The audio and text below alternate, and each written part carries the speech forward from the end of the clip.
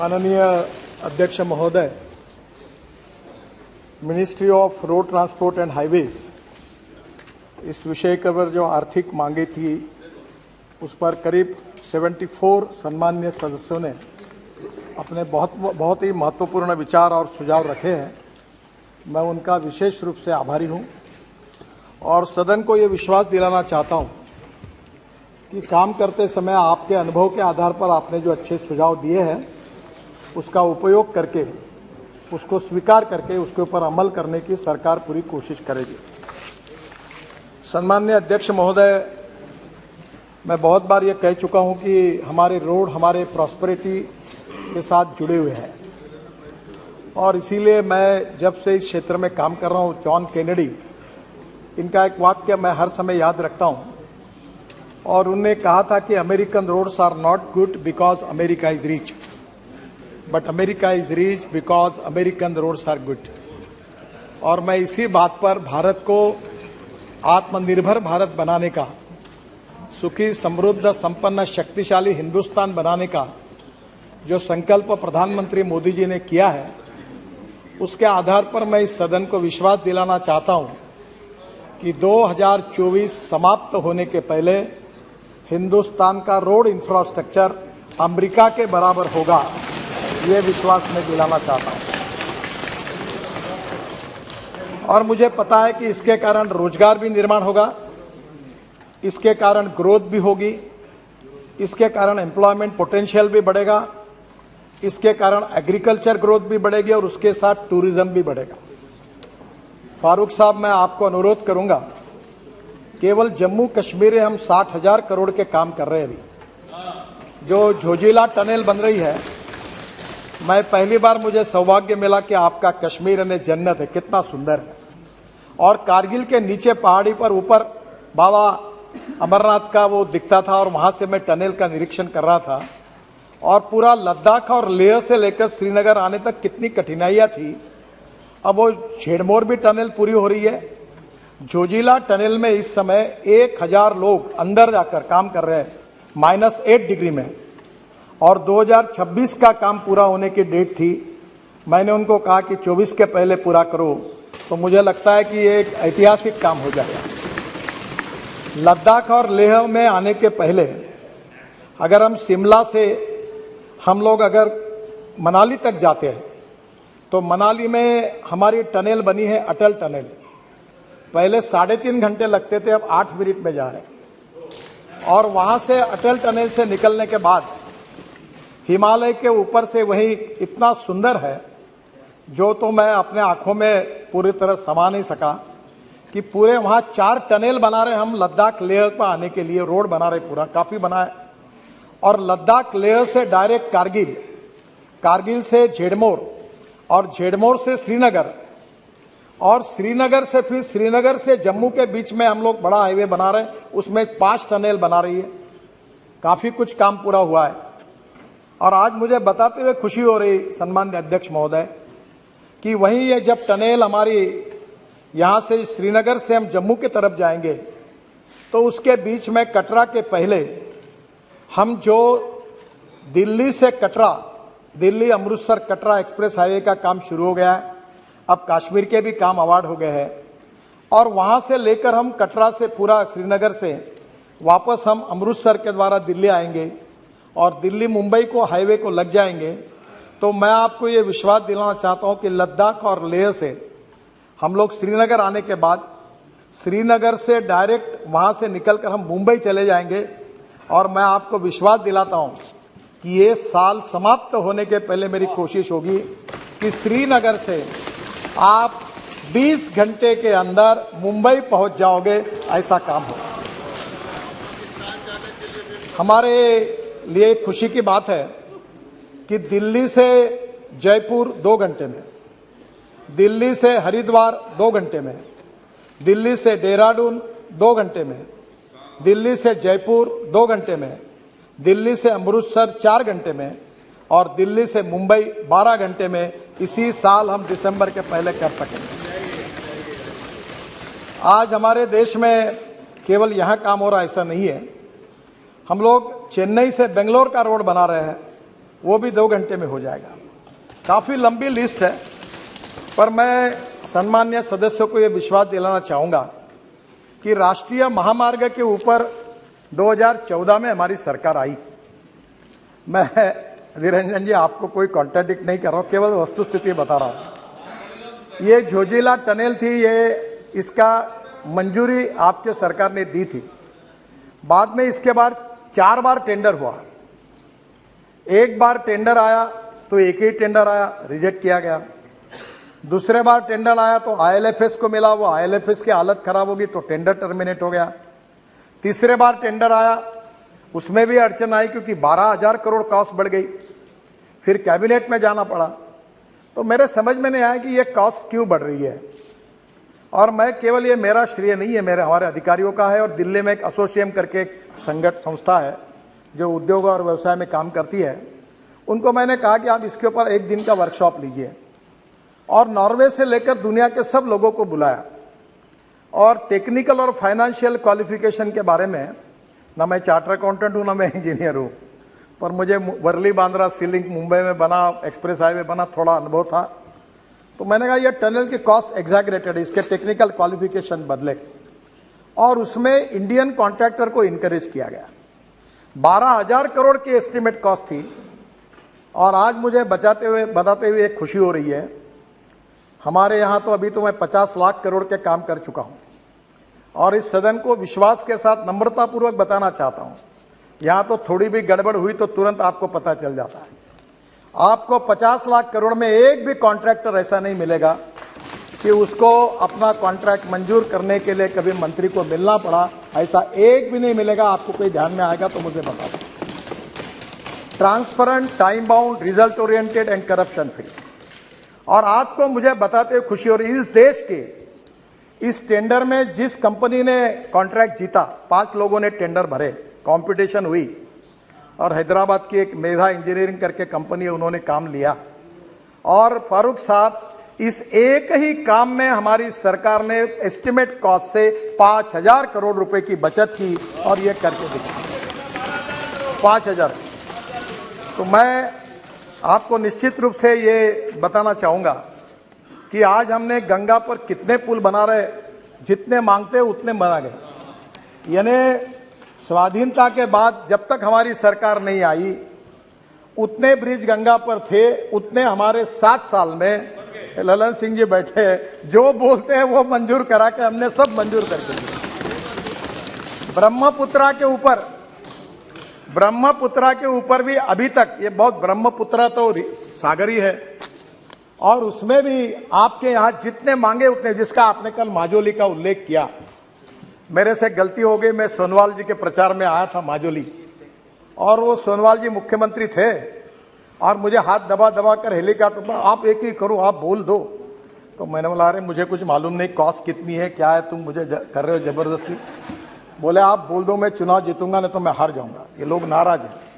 उसने मुझे इमोशनल, अब ब्लैकमेलिंग शब्द बराबर नहीं है, पर इमोशनल हाथ दबाकर थोड़ा सा ऐसा डरा दिया कि मैं पब्लिक मीटिंग में गया और मैंने कहा कि माजोली का पुल हम बना देंगे। जैसे मैं आया दिल्ली तो मेरे अधिकारी ने बताया कि सर आपको पता है ये ब्रिज कितने कीमत का है? बोला कितना? बोले 6,000 करोड़ का।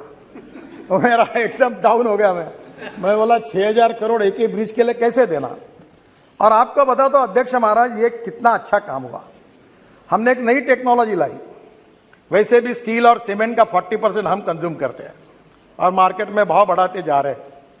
मेरा तो बात चल जाए तो मैं स्टील और सीमेंट का उपयोग ही खत्म कर दूंगा रोड से, ताकि ये घूमते रहे। क्यों हमने क्या किया कि ये जो ऑस्ट्रेलिया, अपना सिंगापुर में और मलेशिया में एक टेक्नोलॉजी आई, ये जो 2 बीम दिख रहे हैं आपको, इसमें मेट्रो में सब जगह पर डिस्टेंस होता है 30 मीटर। और अभी हमने ये तय किया कि वहां जो टेक्नोलॉजी आई है, ये 2 पियर के बीच का डिस्टेंस 120 मीटर तक हो सकता है, क्योंकि ऊपर का जो बीम डालते हैं उसका कास्टिंग स्टील फाइबर में होता है। और अध्यक्ष महाराज, हमने वो मैंडेटरी किया और टेक्नोलॉजी नहीं लाई। वर्ल्ड की जितनी अच्छी टेक्नोलॉजी वो लाने की कोशिश करे वो हमने स्वीकार की। और फिर ये माजोली आइलैंड का टेंडर निकाला। और आपको बताते मुझे खुशी हो रही है कि 6,000 करोड़ का ब्रिज हमने 680 करोड़ में यूपी ब्रिज कारपोरेशन को दिया,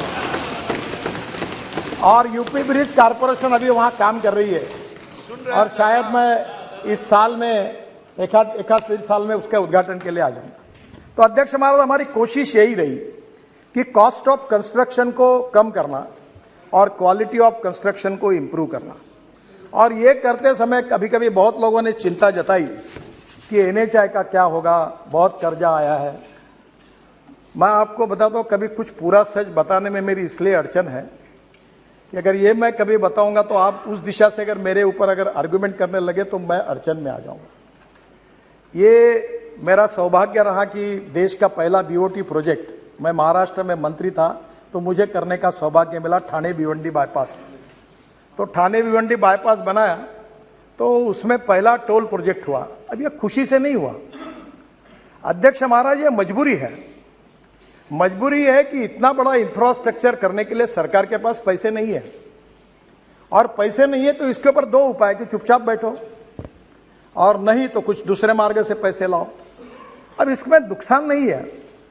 जैसे अभी दिल्ली से मेरठ 4.5 घंटे लगते थे, अब 18 लेन का रोड बनाया अक्षरधाम के सामने, आप लोग रोज उसका अनुभव करते हो। अभी पहले मुझे याद है कभी मैं जाता था उधर से तो ऐसा लगता था कि कभी जाना नहीं चाहिए, पर अध्यक्ष महाराज आज दिल्ली से मेरठ 40 मिनट में आते हैं। और अभी मैं जब मेरठ गया था तो मुझे मेरठ के लोगों ने बताया कि हम 35 मिनट में आधा, तो हम तो गवर्नमेंट गाड़ी में जाते तो 80-90 की स्पीड में होती है। तो उन्होंने मुझे कहा कि अब तो हम लोग कैनॉट प्लेस जाते हैं, आइसक्रीम खाते हैं और वापस आते हैं, यानी इतनी कनेक्टिविटी बढ़ी। आप मुझे बताइए 4.5 घंटे अगर गाड़ी चलेगी तो जितना पेट्रोल डीजल जलेगा वो 40 मिनट में बचत हो जाएगी, वो पैसे में हम टोल लेते हैं। अब ये जो श्रीनगर में दिल्ली से 8 घंटे में आप जाएंगे, अभी आज तो मुझे लगता है कि 8 भी नहीं 30 घंटे में भी जाना मुश्किल है। तो स्वाभाविक रूप से इसका सबसे बड़ा फायदा हुआ कि ये 22 ग्रीन हाईवे जो बना रहे हैं हम लोग, इंडस्ट्रियल कॉरिडोर बना रहे हैं। अध्यक्ष महाराज, देश की सबसे बड़ी समस्या अगर कोई है तो लॉजिस्टिक कॉस्ट है। और अभी हमारे यूक्रेन के रशिया की लड़ाई के कारण फिर क्रूड ऑयल के भाव बढ़ गए, हम अड़चन में आ गए, और इसके कारण लगातार कॉस्ट बढ़ रही है। सब्जी महंगी हो रही, सब महंगा हो रहा है क्योंकि ट्रांसपोर्ट कॉस्ट बढ़ रही है। और वर्ल्ड में चाइना की लॉजिस्टिक कॉस्ट 8 से 10% है, अमेरिका के लॉजिस्टिक कॉस्ट 12% है, यूरोपियन कंट्रीज की 12% है, और हमारे यहाँ एक ट्रक यहां से निकलता तो मुंबई जाने के लिए 50 घंटे लगते हैं। अब अध्यक्ष महाराज, दिल्ली और मुंबई हाईवे बनने के बाद एक कार से 12 घंटे में जाएगा और ट्रक 22 घंटे में जाएगा, तो आधे से ज्यादा अगर समय बचेगा, मशीन कम होगी तो डीजल जो है वो भी कम होगा, तो लॉजिस्टिक कॉस्ट कम होगी। तो हम लोग जो पोर्ट कनेक्टिविटी जो हमने नोट्स निकाले हैं, वो गतिशक्ति में भी 800 नोट्स निकाले हैं। केवल डिस्ट्रिक्ट को 4 लेन से नहीं जोड़ रहे, पोर्ट्स को जोड़ रहे, इंडस्ट्रियल कॉरिडोर, इंडस्ट्रियल क्लस्टर को जोड़ रहे, फिशिंग के लिए जोड़ रहे, एग्रो प्रोसेसिंग इंडस्ट्री को जोड़ रहे। तो स्वाभाविक रूप से मैं विश्वास दिलाता हूं कि प्रधानमंत्री जी का जो आत्मनिर्भर भारत का सपना है वो पूरा करना होगा तो एक्सपोर्ट को बढ़ाना होगा, इंपोर्ट को कम करना होगा। एक्सपोर्ट को बढ़ाना होगा तो इंटरनेशनल मार्केट में हमको वायबल होना पड़ेगा, कॉम्पिटिटिव बनना होगा, और कॉम्पिटिटिव बनना होगा तो उसके लिए हमको लॉजिस्टिक कॉस्ट को कम करना होगा। और इसलिए ये जो रोड इंफ्रास्ट्रक्चर खड़ा हो रहा है, जिसका उल्लेख सम्मान्य सदस्यों ने किया था कि आज देश का 70% गुड्स ट्रैफिक रोड पर है और 90% पैसेंजर ट्रैफिक रोड पर है। पर मैं आपको विश्वास के साथ बताना चाहता हूं कि जो नए एनएच बन रहे, ग्रीन एक्सप्रेस हाईवे बन रहे, ग्रीन एक्सप्रेस हाईवे का मतलब यह है कि पुराने रोड को हमने छोड़ दिया। मेरे साथ एक तमिलनाडु का अच्छा लड़का काम करा, भी वर्ल्ड बैंक में बहुत होशियार था, मेरे स्टूडेंट था। तो उसने एक दिन मुझे कहा कि ये जो रोड ऐसे है, ये देखो, वो गूगल पे गया और उसने दिल्ली से चेन्नई रेस मार दी और मुझे बताया कि ये देखो कैसा घूमते घूमते रोड जा रहा है, ये हम क्यों कर रहे हो। तब उन्होंने पहले आइडिया बताई और हमने नए ग्रीन हाईवे का नेटवर्क खड़ा किया। अब जो महाराष्ट्र में रहते हैं, पूना में, सुप्रिया जी को पता होगा, पूना में इतना ट्रैफिक जाम, इतना एयर पोल्यूशन, मुंबई में पोल्यूशन। अब पूरे उत्तर भारत का ट्रैफिक जो कर्नाटक, तमिलनाडु, तेलंगाना, केरल जा रहा है, वो मुंबई पूना नहीं जाएगा।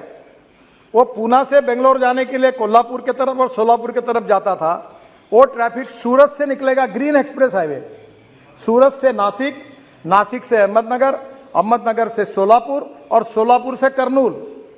तो पूरा मुंबई पुणे का 50% ट्रैफिक जाम कम होगा। पूरा दक्षिण का पूरा ट्रैफिक जो उत्तर से निकल रहा है वो पूरा सूरत से निकल जाएगा, तो लॉजिस्टिक कॉस्ट भी कम होगी, फ्यूल भी बचेगी। ऐसे 22 ग्रीन एक्सप्रेस हाईवे बन रहे हैं और मेरा विश्वास है कि इसमें निश्चित रूप से काफी फायदा होगा, जिसका उल्लेख बहुत सदस्यों ने किया था कि नेशनल हाईवे के बारे में उन्होंने, हमारे एक सदस्य ने कहा कि हम लोग कोई गलत हिसाब करके बता रहे हैं।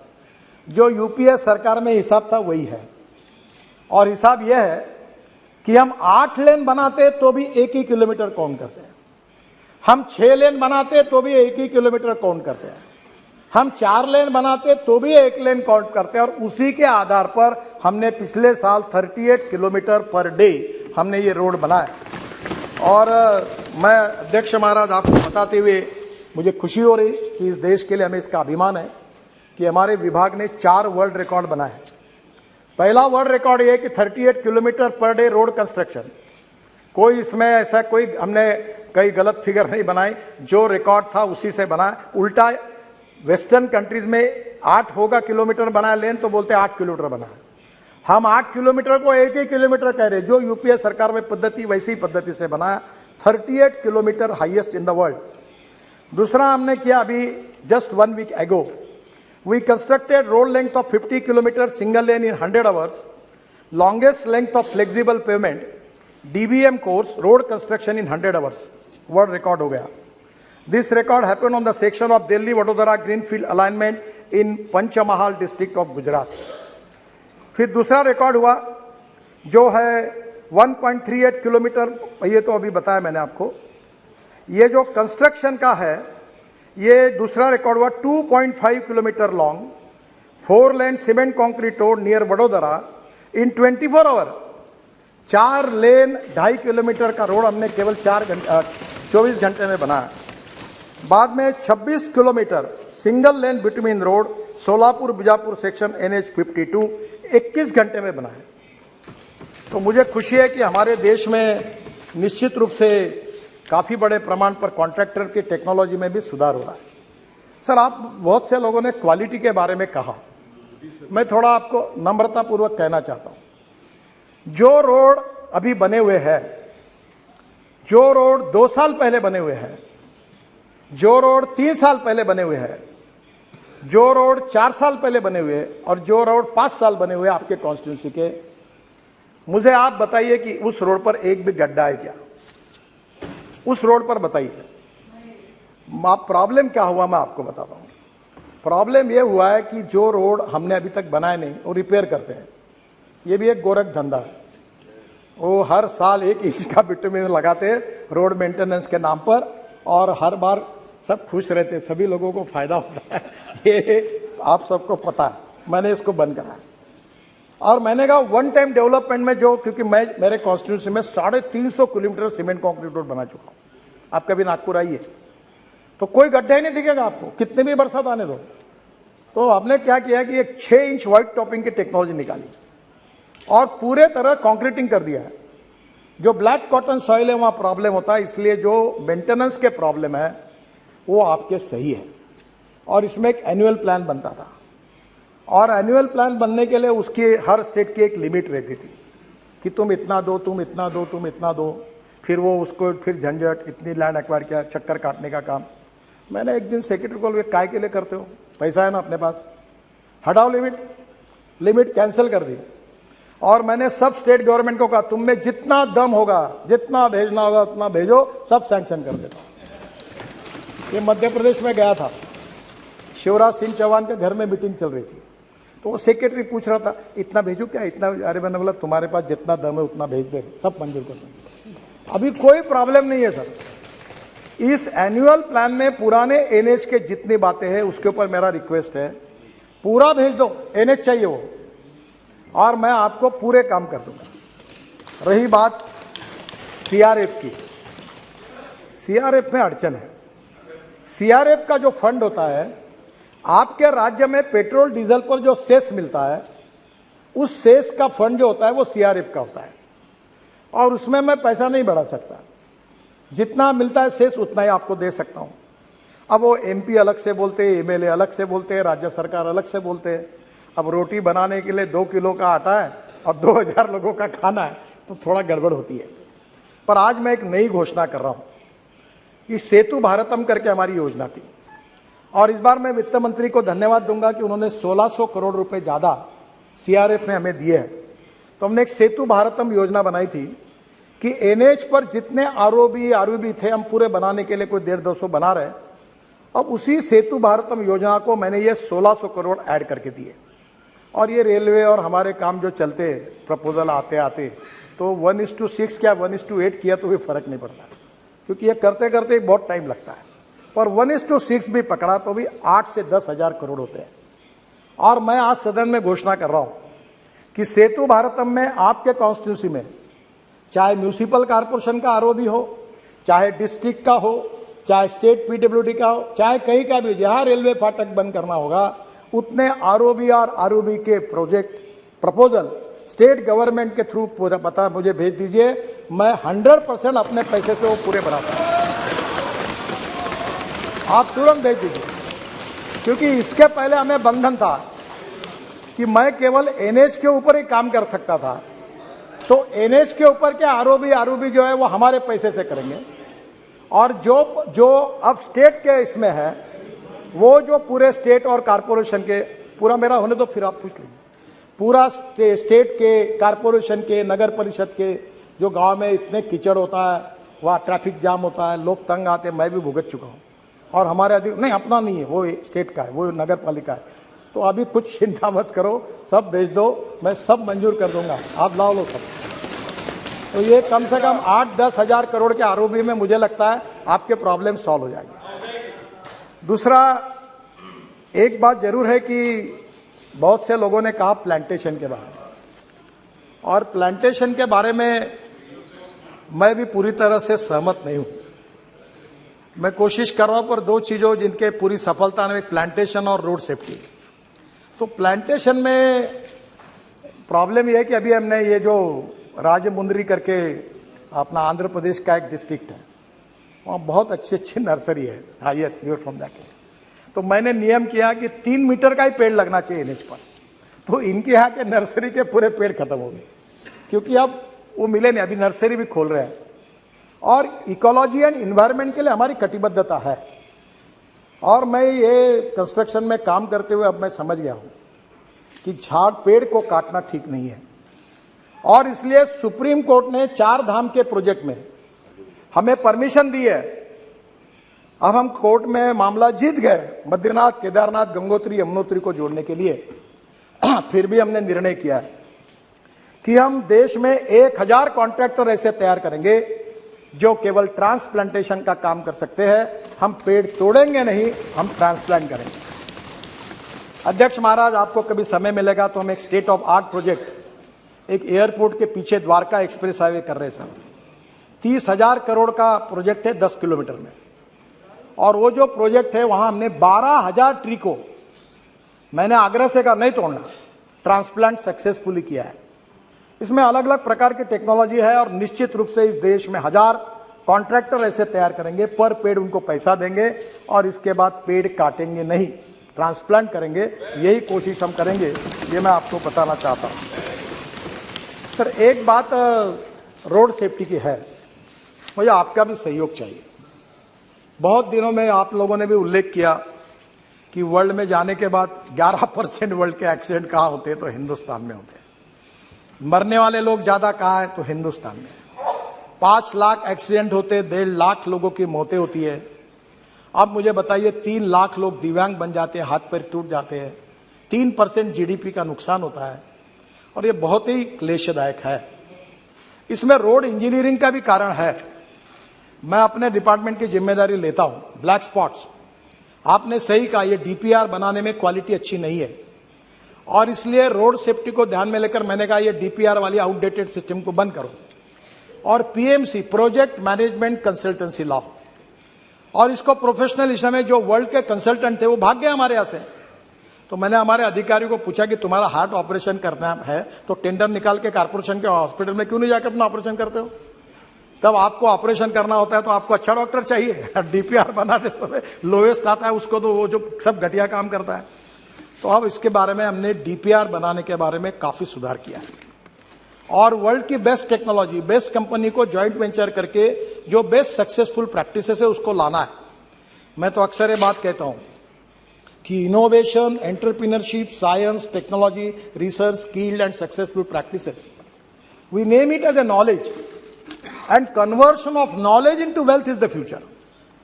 और इसलिए टेक्नोलॉजी में हमारे इतना लोग काम कर रहे हैं, आईआईटी अच्छा काम कर रहे हैं, हमारे इंजीनियर्स अच्छा काम कर रहे हैं, हमारे स्टार्टअप अच्छा काम कर रहे हैं। और आप लोगों ने भी कल मुझे सुझाव दिया ना, मैंने 2 सुझाव आपके स्वीकार किए। एक किसी ने कहा, मैं नाम भूल रहा हूं, अध्यक्ष महाराज, उनने कहा आधार कार्ड के ऊपर, शायद श्रीनिवास पाटिल जी ने कहा था, आधार के कार्ड के ऊपर जिसके बाद आधार का कार्ड है और वहां टोल है, तो आधार का कार्ड देखकर मानकर उसको तुरंत पास इशू किया जाए। तो मैं सजेशन मान्य करता हूं, जहां भी ऐसे टोल बने और वहां के स्थानिक लोगों की अड़चन होती है, आधार कार्ड को लेकर पास बनाकर देंगे। दूसरा एक है कि 60 किलोमीटर के बीच में टोल नहीं आता है और कुछ जगह चालू है। मैं आज सदन को विश्वास दिलाता हूं, बहुत बार ये गलत काम हो रहा है, इलीगल है। मैं बार बार कहता हूं पर पैसे मिलते इसलिए डिपार्टमेंट हाँ करते हो। हाँ, ये इनका कितने दिन मेरे से झगड़ा किया इन्होंने, भोले जी ने बहुत। अब मैं बता रहा हूं कि इसके बाद 3 महीने के अंदर 60 किलोमीटर के अंदर एक ही टोल नाका होगा, दूसरा होगा तो वो बंद किया जाएगा। क्योंकि लोगों को जरूर है कि हमें पैसा भी चाहिए, इसका मतलब लोगों को तकलीफ नहीं देनी चाहिए। तो आज ये जो रोड सेफ्टी की बात हुई, इसमें अभी हमने रोड इंजीनियरिंग में सुधार करने के लिए काफी उपाय किया। ऑटोमोबाइल में इंडस्ट्री का भी मैं मंत्री हूं, बहुत इंडस्ट्री मेरे ऊपर नाराज हो गई क्योंकि इकोनॉमिक मॉडल को मैंने 6 एयरबैग मैंडेटरी कर दी। तो उन्होंने कहा कॉस्ट बढ़ेगी, तो मैंने कहा कॉस्ट बढ़ेगी तो बढ़ने दो, गरीब मरता है तो मरने दो और धनवान को बचाओ, ऐसा है क्या मतलब यहां? इसके बाद इस देश में इकोनॉमिक मॉडल, छोटा से छोटा कोई नैनो मॉडल हो, हर गाड़ी में 6 एयरबैग्स लगेगी, ये हमने मैंडेटरी कर दिया ताकि हमारे लोगों की जान नहीं जाए। अध्यक्ष महाराज, अभी तो गाड़ियों में इतना सुधार हो रहा, मैं बाद में बताने वाला हूं उसके बारे में, पर एक बात जरूर है कि रोड इंजीनियरिंग के साथ एजुकेशन की भी बहुत जरूरत है। रूल्स ऑफ द रोड, कानून के प्रति सम्मान भी नहीं और डर भी नहीं। मैं अपने स्टूडेंट लीडर जब था यूनिवर्सिटी का, तो मुझे याद है, मुझे बताते हुए शर्म आ रही है कि मैं स्टूडेंट यूनियन के चेयरमैन का चुनाव लड़ रहा था, तो पैसे नहीं रहते थे, पेट्रोल नहीं, डीजल नहीं, गाड़ी नहीं, तो एक स्कूटर थी, विजय स्कूटर। तो मैं बोलता था 4 दोस्तों को, चौथा जरा ठीक से बैठ, वो टायर पे बैठ और नंबर प्लेट पे हाथ रख। अब जो चलाता था तो पुलिस वाला शिट्टी मारता था, नंबर ही नहीं मिलता था, हम चले जाते। अब मुझे वो दिन याद हो रहा है कि हम क्या गलती कर रहे थे। अब आज स्थिति ऐसी हो गई है कि आज भी लोग ग्रीन सिग्नल, रेड सिग्नल कोई पालन ही नहीं करते। और मैंने आपके अध्यक्षता में एक कमेटी निकाली है, हर मेंबर ऑफ पार्लियामेंट उसका अध्यक्ष होगा जिले में, कलेक्टर उसका बोर्ड सचिव होगा। और हमारे यहाँ महाराष्ट्र में, मैंने एक बार महाराष्ट्र में एक्सीडेंट को मराठी में अपघात कहते हैं, ये जो सुप्रिया जी बैठी है, ये पुणे कोल्हापुर रोड पर एक जयसिंहपुर बाईपास था, मैं मंत्री था, एक जगह पर 150 लोग मरे थे, पर सरकार ने सुधार नहीं किया था। और इसलिए हमने इस प्रकार से, जो आपके जिले में, आपके कॉन्स्टिट्यूंसी में जितने एक्सीडेंट होते हैं, आप चिंता करो, आप विजिट करो, आप कलेक्टर को, एसपी को, कमिश्नर, सब आपके कमेटी में, उनको बुलाओ, कारपोरेशन को, एनएच को, स्टेट पीडब्ल्यू नोटिस दो कि यार लोग मरे, अगले बार कोई मरेगा तो आप जिम्मेदार होंगे, इसको सुधारो। और ऐसे कैसे नहीं सुधारते? आरटीओ को बुलाओ।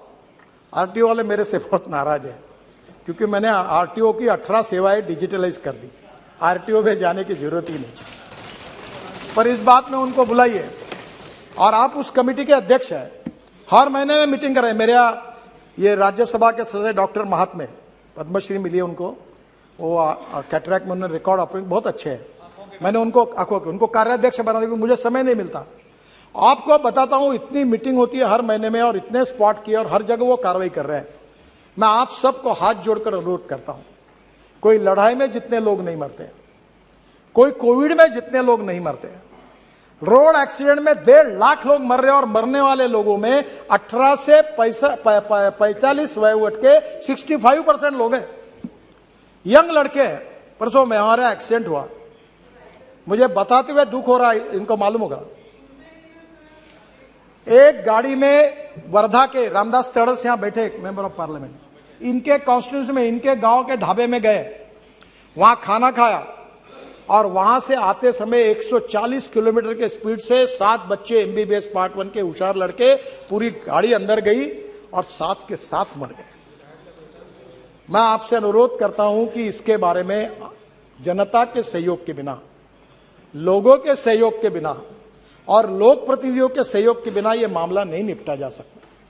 केवल कितना भी फाइन बढ़ाया, नया मोटर व्हीकल एक्ट आप सबके सहयोग से मंजूर हुआ, कार्रवाई कर रहे हैं, पर मेरा आपसे अनुरोध है कि आने वाले समय में एक्सीडेंट को रोकने के लिए आप सबका सहयोग चाहिए। आपके जिले के, आप अभी परसों मैंने जवाब में कहा था कि हमारे यहाँ भी ये ब्यूरोक्रेटिक सिस्टम ऐसी होती है कि वो एक्सीडेंट का ब्लैक स्पॉट है, फिर सेंट्रल ऑफिस को भेजो। मैंने कहा नथिंग डूइंग। जहां 2 बार एक्सीडेंट हुआ ऐसा ब्लैक स्पॉट होगा, हमारा आरओ और चीफ इंजीनियर 50 करोड़ रुपए का काम तुरंत उसको इंप्रूव करने के लिए खर्चा करेगा और तुरंत उसको छोड़ेगा। ऐसा नहीं तो लोग मरते रहे, हम देखते रहे, ऐसा नहीं होना चाहिए। मेरा आपसे अनुरोध है कि ये एक बहुत बड़ा प्रश्न है रोड सेफ्टी का। देखिए, क्या बताएं, अच्छा बताओ या नहीं बताऊं, मुझे संकोच होता है। हाँ, तेलंगाना, यस सही है। और आपके कॉन्स्टिट्यूंसी का जो रोड है विजयवाड़ा का, परसों ही मैंने मीटिंग कराई थी, विजयवाड़ा से हैदराबाद, ये रोड में भी यही, सब जगह पर ये हो रहा है। आंध्र, तेलंगाना, कर्नाटका, तमिलनाडु केवल एक सरकार है कि जिसने वर्ल्ड बैंक के सहयोग से 50% एक्सीडेंट और 50% डेथ कम किए हैं। और परसों मेरे पास वर्ल्ड बैंक के वाइस प्रेसिडेंट आए थे, इंडिया हमारे आशिया हेड जुएत करके, वो भी आए थे, और मैंने उनको कहा कि इसके लिए आप तमिलनाडु मॉडल को पूरे देश में उसको इंप्लीमेंट करो। और मुझे आज बताते हुए खुशी हो रही है कि हम 14,000 करोड़ रुपए, इसमें से वर्ल्ड बैंक और एडीबी 50% भारत सरकार, ऐसी योजना का शुभारंभ तुरंत करने जा रहे हैं। और जिससे राज्य सरकार में भी, सिटी रोड में भी जहां जहां ऐसे ब्लैक स्पॉट होंगे उसको इंप्रूवमेंट करने के लिए हम पैसा देने वाले हैं, ताकि इससे एक्सीडेंट में लोगों की जो मृत्यु हो रही है उसको कम किया जाए। मैं भी भुगत भोगी हूं, मेरा पैर 4 जगह टूटा है पुलिस प्रोटेक्शन में, और इसलिए मैं आपको फिर से अनुरोध करता हूं, जो सरकार में मंत्री वो पहला काम करे, अपने ड्राइवर का आके जांच ले। कैटरैक्ट निकलता है, मैं महाराष्ट्र में मंत्री था तो अनेक ड्राइवर कैटरैक्ट वाले निकले 40%। एक केंद्र सरकार में एक मंत्री थे, उनका ड्राइवर एक आंखों से अंधा ही था, ऐसी गाड़ी चला रहा था। और एक मुख्यमंत्री थे, उन्होंने मुझे बताया, नाम नहीं बताता आपको, कि मेरा ड्राइवर दोनों आंखों से अंधा था और आवाज पे गाड़ी चला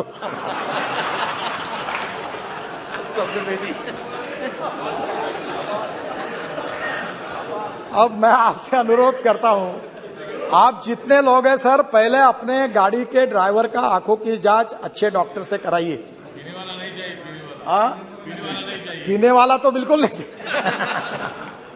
और इसलिए मुझे लगता है कि आपके सपोर्ट के बिना, आपके अवेयरनेस के बिना नहीं होगा।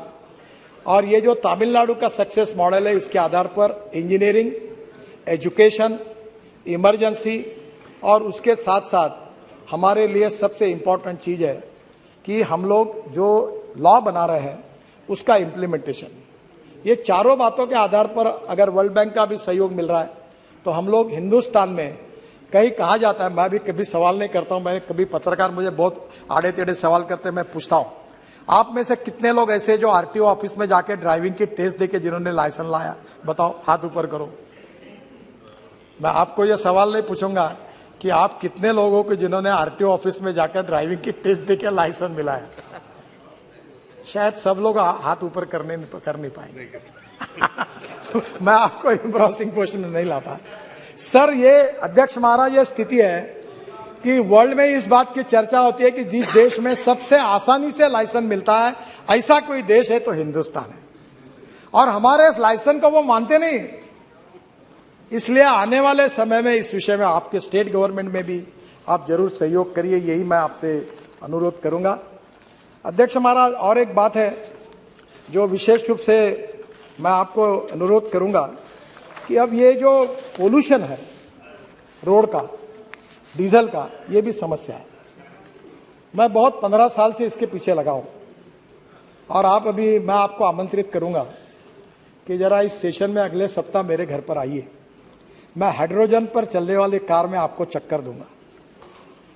अध्यक्ष महाराज, अब दिन वो दूर नहीं है कि हम लोग ग्रीन हाइड्रोजन 3-4 प्रकार का होता है। ब्लैक हाइड्रोजन यानी जो कोयले से बनता है, ब्राउन हाइड्रोजन यानी पेट्रोलियम से बनता है, और ग्रीन हाइड्रोजन जो है वो पानी से बनता है। ट्रांसपोर्ट मिनिस्ट्री ने स्पेशल इनिशिएटिव लिया है कि अब पेट्रोल डीजल के बजाय हम लोग अब ethanol, methanol, biodiesel, bio CNG, bio LNG और ग्रीन हाइड्रोजन और इलेक्ट्रिक पर आएंगे। और मैं आप सबसे अनुरोध करता हूं, बहुत आसान काम है। आपके हर जगह पर नगर पालिका और महानगर पालिका में गंदा पानी है, सीवेज वाटर। मैं 7 साल पहले पीछे लगा और मेरे कॉन्स्टिट्यूंसी का टॉयलेट का पानी मैं महाराष्ट्र सरकार को बेचता हूं। आपको पता लगेगा, आश्चर्य होगा कि 325 करोड़ रुपए हमको साल के मिलते रॉयल्टी टॉयलेट का पानी बेचकर। अब उसी पानी को अच्छा बनाकर जो हम लोग सॉलिड वेस्ट मैनेजमेंट है, उसमें हमारे कचरे में ग्लास है, मेटल है, ऑर्गेनिक है, इसको सेग्रीगेट करके रूफटॉप सोलर और छोटी विंड मिल जो गुजरात में बनती है उसको लेकर, क्योंकि ग्रीन हाइड्रोजन बनाने में 70% कॉस्ट पावर की है और पावर में हमारे पावर मंत्री भी बहुत इनिशिएटिव ले रहे हैं और इसलिए आगे चल के उन्होंने काफी देने वाले सहूलतें।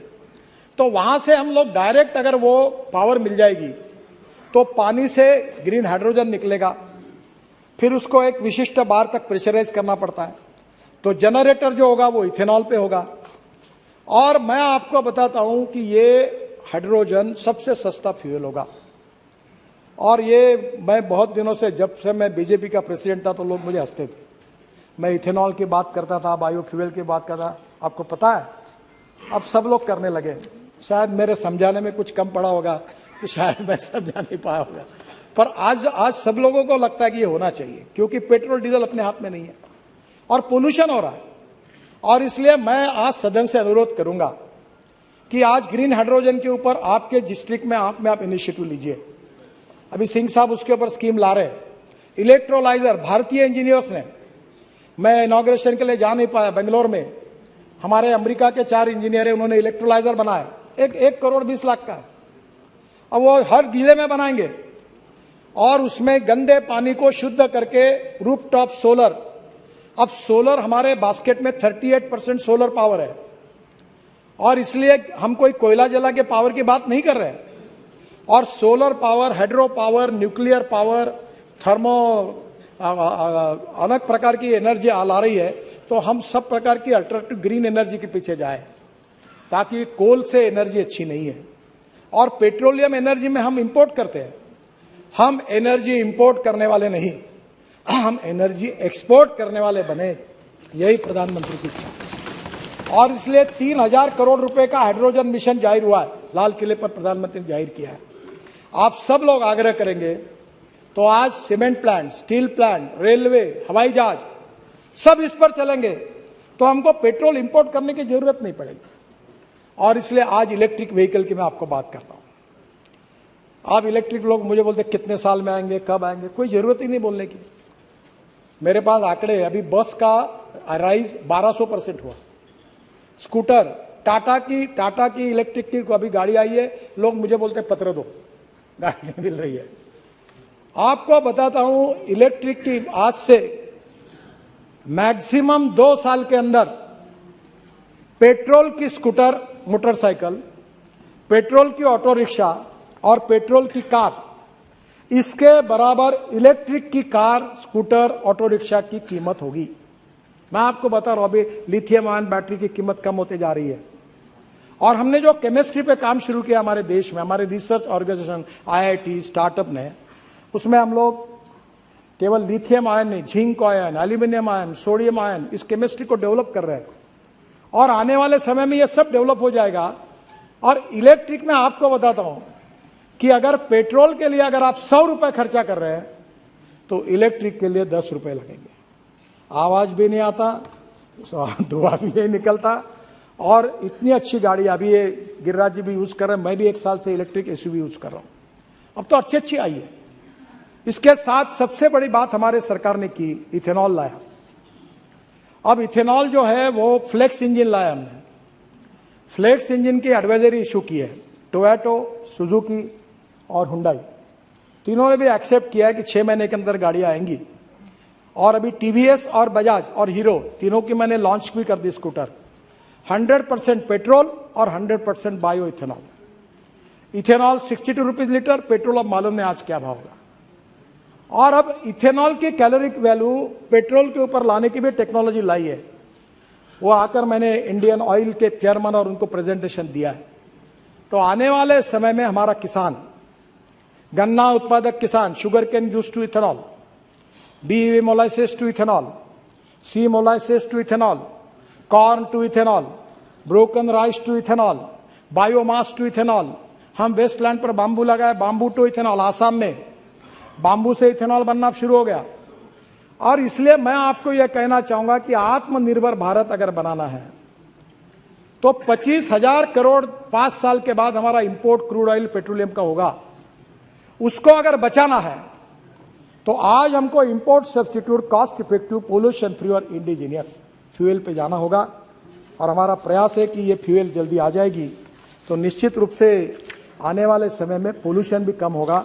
जो दिल्ली की आज स्थितियां है वो नहीं रहेगी।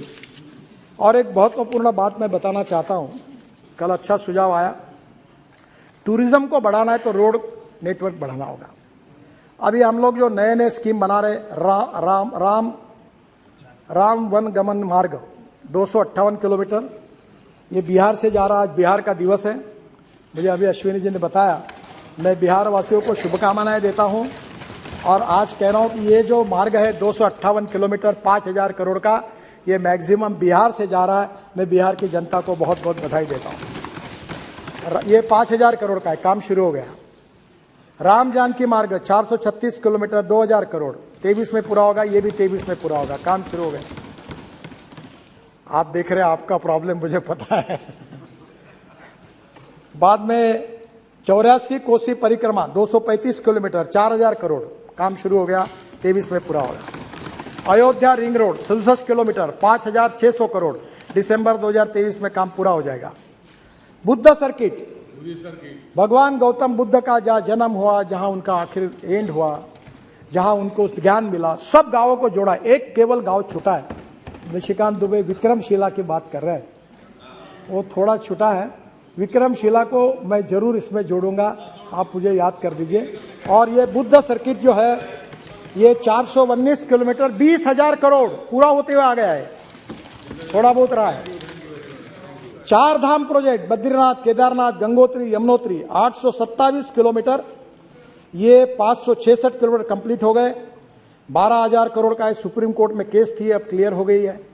मैं 2023 दिसंबर तक इसको पूरा करूंगा। एक मेरा सपना था, वो बहुत कठिनाइयां आ रही है कि मानस सरोवर को पिथौरागढ़ से, उत्तराखंड के पिथौरागढ़ से जाना, और वो काम चल रहा है। विशेष फाइटर जेट हेलीकॉप्टर को यूज करके वहां मशीन पहुंचाइए। -5 degree, -3 degree. अब बीआरओ का काम केवल बाकी है। 85% रोड पूरा हुआ है। अब मैं बोल रहा हूं उनको कि जल्दी जाना है, मुझे भी जाना है, क्योंकि मैं नेपाल से और चाइना से नहीं जाना चाहता था। तो मानस सरोवर को मैं आपको वचन देता हूं कि 2023 दिसंबर के बाद हिंदुस्तान के लोग पिथौरागढ़ से मानस सरोवर जा सकेंगे अपने रोड, और ये रोड बन जाएगा। बाद में महाराष्ट्र में, सुप्रिया जी को पता है, पंढरपुर हमारा बहुत इंपॉर्टेंट है। मेरा क्षेत्र था, हाँ, रामदास जी थे वही के, मेरा क्षेत्र था वो। तो पालखी मार्ग तुकाराम महाराज और ज्ञानेश्वर महाराज, देव और आळंदी को पंढरपुर से जोड़ने वाला 365 किलोमीटर 5,000 करोड़, काम जोरों में शुरू है। निश्चित रूप से 23 के पहले पूरा हो जाएगा। बाद में जुआरी ब्रिज एट गोवा, हमें बहुत खुशी है कि वो ब्रिज पर मैं एक व्यूअर गैलरी बना रहा हूं, और दोनों बाजू में कैप्सूल लिफ्ट होगी। एक समय 200 लोग ऊपर जाएंगे और रेस्टोरेंट में जाकर कॉफी पियोगे और पूरा समुद्र और गोवा दिखेगा। तो ये मेरे लिए भी बहुत महत्वपूर्ण प्रोजेक्ट है। केबल स्टेट ब्रिज है, स्टेट ऑफ आर्ट है। अभी आप गोवा जाओगे तो आप देखोगे, बहुत सुंदर है। अभी मैंने प्रयागराज में भी बताया कि प्रयागराज में भी एक केबल स्टेट ब्रिज बना रहे हैं। और अभी हमने पहले शुरुआत की, पहले रोड, फिर ब्रिज, फिर मेट्रो। अभी पूना में हम लोग बना रहे हैं, शिरूर से वाघोली, बाद में पूछ लेना, शिरूर से वाघोली, यहां से 1.5 लाख पीसीयूस का ट्रैफिक है। और अब ब्रिज बना रहे हम, नीचे में 8 लेन रोड, ऊपर में 6 लेन ब्रिज, पहले फ्लोर पर, दूसरे फ्लोर पर 6 लेन ब्रिज, और उसके ऊपर में मेट्रो। ये चेन्नई में भी बना रहा हूं मैं, चेन्नई पोर्ट से लेकर पूरे चेन्नई के बाहर तक ऐसे 3 टायर सिस्टम के ब्रिज बना रहे। जुआरी ब्रिज उसमें ही है। एक द्वारका में, द्वारका ओखला सिग्नेचर ब्रिज है, उस पर लाइटिंग है, बहुत सुंदर बना है। ये भी 1000 करोड़ का है, दिसंबर तक इसका काम पूरा हो जाएगा। जहां तक आपने जो बात की है अधीर रंजन जी ने, सर हमें विरासत में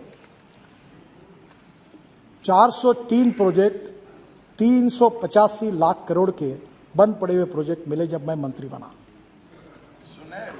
और उसमें से 40,000 करोड़ के प्रोजेक्ट हमने टर्मिनेट कर दिए।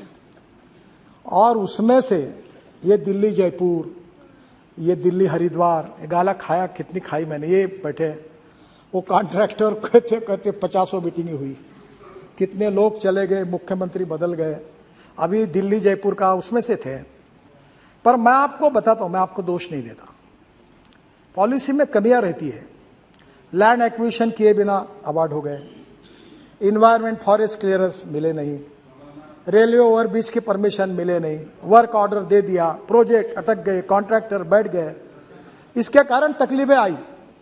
आपको बताता हूं 40,000 करोड़ के प्रोजेक्ट टर्मिनेट किए, और उस समय के 50,000 करोड़ के प्रोजेक्ट पर हमने पूरे करते करते लाकर लगभग समाप्त करते हुए लाए, उससे मार्ग निकाला। और मैं आज इस सदन में विश्वास के साथ यह कह सकता हूं कि मेरे विभाग के इंजीनियर्स ने और हमने सब ने बैंकों के साथ, अधिकारियों के साथ बैठकर रात को 12-12 बजे तक यहां बैठते थे, ऐसी पंचायत भर्ती थी, और हमने हिंदुस्तान की बैंकों को 3 लाख करोड़ के एनपीए से बचाया, 3 लाख करोड़ के। अब हमने उस अनुभव से सीख ली कि 90% लैंड एक्वायर्ड किए बिना अवार्ड नहीं होगा, इन्वायरमेंट फॉरेस्ट क्लियरेंस किए बिना ये नहीं होगा, प्रोजेक्ट को अवार्ड नहीं करेंगे। रेलवे ओवरब्रिज के क्लियरेंस लाओ, सब रेडी होगा तो ही अवार्ड करेंगे, नहीं तो नहीं करेंगे।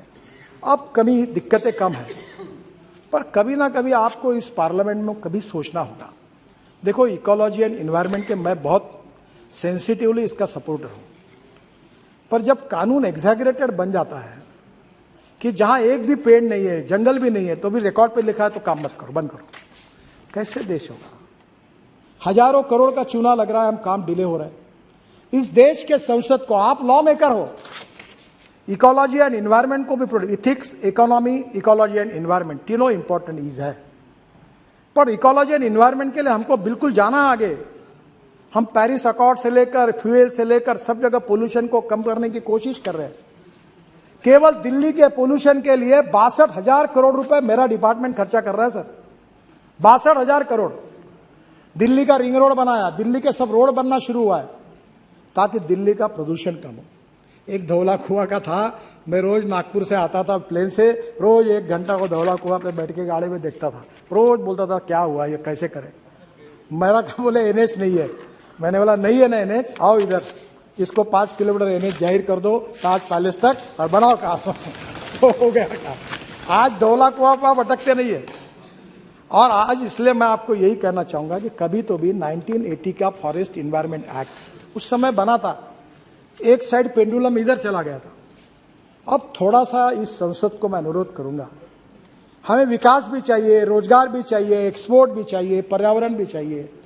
हमें ऐसा एक्सेंट्रिक सोच के नहीं होगा। कभी ना कभी आदरणीय अधीर रंजन जी, आप सब पार्टी के लोग मिलकर एक बार इसमें पॉलिटिक्स न लाते हुए देश के इंटरेस्ट में, हमारे देश के इंफ्रास्ट्रक्चर को, हम एक डेवलप कंट्री है, इसके लिए किस प्रकार के कानून और नियमों के जाना चाहिए, इसका जरूर सोचिए।